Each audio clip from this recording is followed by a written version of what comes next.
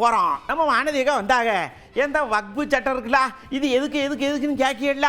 அதாவது அங்கங்கே கேப்பாரட்டு சிந்தி செதறி கிடக்கிற சொத்துக்கள்லாம், இஸ்லாமியரோட சொத்துக்கள்லாம் ஒன்று திரட்டி அவிகளுக்கு கொடுக்க போகிறோம். இவங்க திரட்டி அவிகளுக்கு கொடுக்க போகிறாங்க அப்படி சொல்லியிருக்காங்க. அக்கா, நான் ஒன்றும் சொல்லல. ஒரு போர்ட்டல் வாயிலாக அத்தனை வக்பு சொத்துக்களும் பதிவு செய்யப்பட்டு ஆவணப்படுத்தப்பட்டு டிஜிட்டலைசேஷன் என்று சொல்லப்படுகின்ற அந்த வசதியோடு சேர்ந்து ஒட்டுமொத்தமாக ஒரு சொத்து எங்கே இருக்கிறது, எங்கே செல்கிறது, யார் அதை லீஸ்ல எடுக்கிறாங்க இல்ல வாங்குகிறார்கள் என்கின்ற முறையான கண்காணிப்புக்கு உட்படுத்தப்பட்டு அந்த இஸ்லாமியர்களுடைய சொத்துக்களை பாதுகாத்து முறைப்படுத்துவதற்காகத்தான் நேற்று பிரதமர் மோடி அவர்கள் தலைமையிலான பாரதிய ஜனதா கட்சி அரசு இந்த மசோதாவை கொண்டு வந்திருக்கிறது.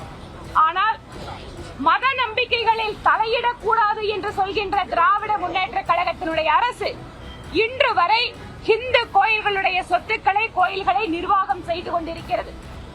அப்போ ஒரு கண்ணுக்கு வெண்ண, இன்னொரு கண்ணுக்கு என்ன? இவ்வளவு தூரம் இஸ்லாமிய மக்களுடைய சொத்துக்களை அவர்கள் தான் நிர்வாகம் செய்யணும், அவங்க நம்பிக்கையில தலையிடக்கூடாது என்று சொன்னால் இந்து அறநிலையத்துறை என்ற ஒன்றை எதற்காக இந்த அரசு வைத்துக் கொண்டிருக்கிறது?